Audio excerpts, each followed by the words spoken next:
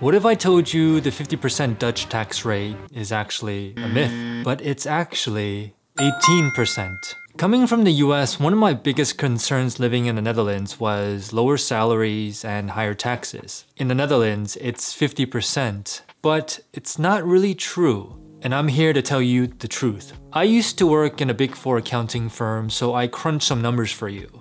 And now that I work in human resources, there's another interesting cultural phenomena that I've discovered that's related to how big Dutch taxes are. I can't tell you how many times I've heard people say, "No, I don't want the promotion. I have to pay higher taxes in exchange for more responsibility, more stress. I'm okay where I am."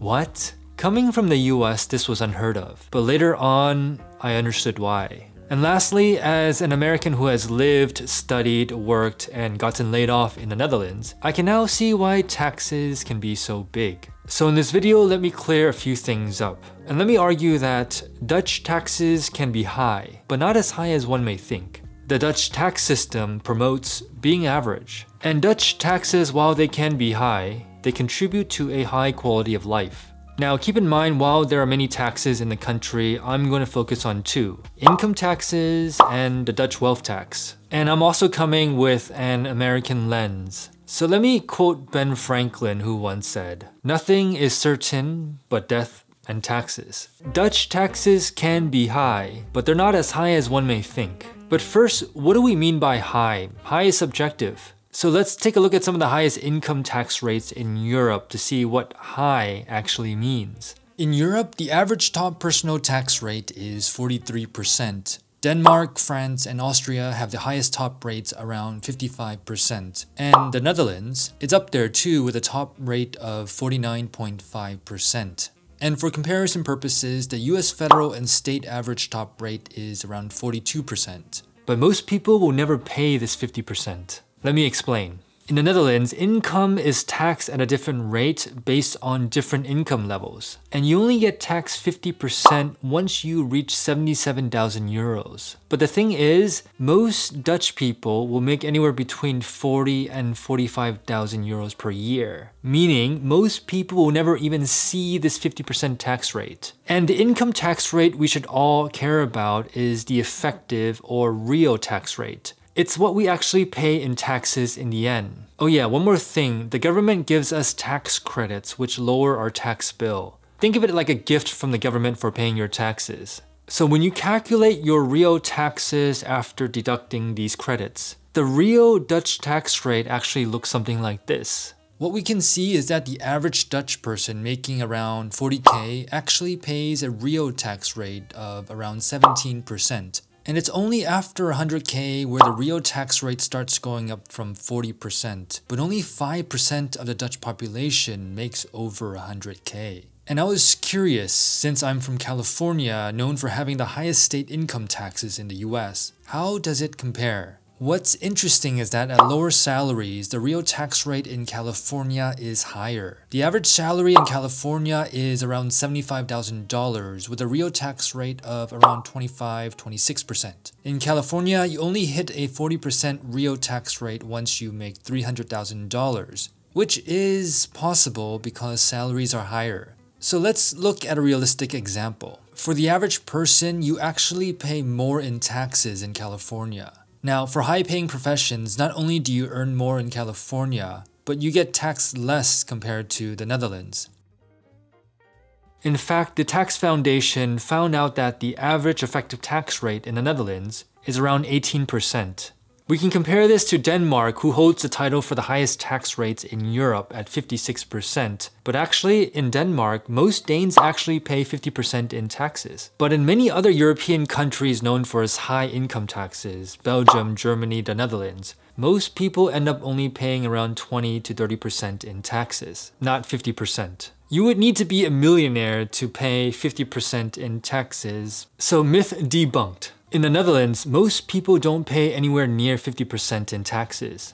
The average person pays around 18%. But wait, there's more. The Dutch wealth tax. If you're rich, run away. The Netherlands wants your money. Every year, the government taxes your worldwide assets. This includes your bank savings, checkings, stocks, shares, bonds, crypto, post-tax retirement accounts, cash, rental property, second homes. And the government taxes these assets based on a theoretical rate, which has caused controversy because it's not a real rate. Now, calculating the wealth tax is complicated, but let's take a look at a quick example. If I have 150,000 euros in a bank, no investments, no debt, then I would need to pay around 500 euros in box 3 wealth tax. Now, if I was financially smart, I wouldn't just leave all that money in my bank account, which is earning 0% interest. So let's say next year I keep 50k in my bank account, but I invest 100,000 euros. Then I'd have to pay around 1,500 euros in the Dutch wealth tax. Now, let's assume the following year, my crypto investments go crazy and my investment account now becomes 500,000 euros.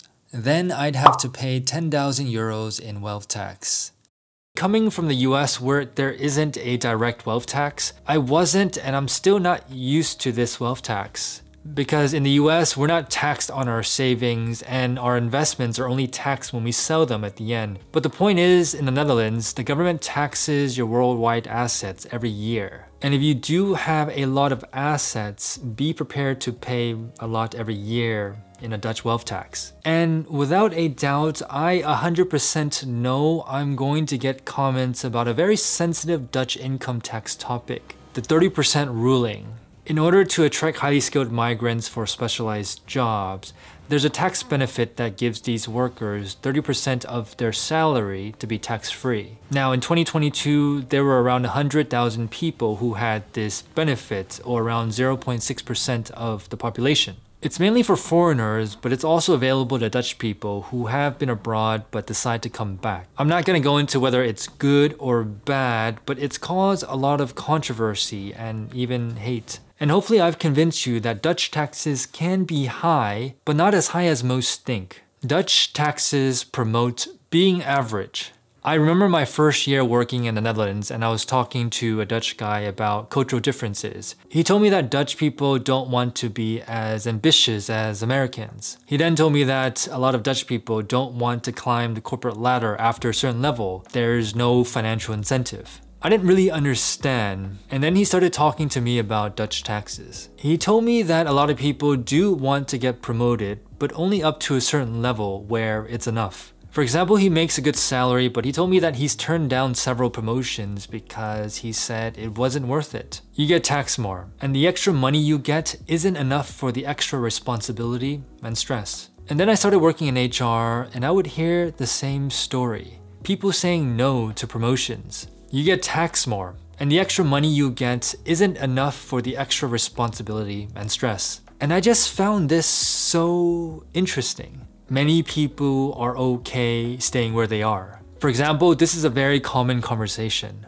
A senior specialist makes around 75,000 a year. His manager is getting promoted, so senior leaders want him to be promoted to the manager. And the manager's salary is around 90k. Now the extra 15k in salary, that's mostly taxed at 50%. So you get around 6.5k more after taxes, which is an extra 500 euros per month or an extra 25 euros per working day. But then he now has to manage a team, more meetings, more responsibility. Is 25 euros extra per day worth it? So for many, there's not a huge financial incentive to continue climbing the ladder after a certain point. But from a cultural perspective, things are different too. American culture is about achieving more, making more. Dutch culture is more about staying normal, average, not standing out. I mean, do normal or just be normal is kind of like the country's favorite saying. And the Dutch tax system seems to support this mentality too.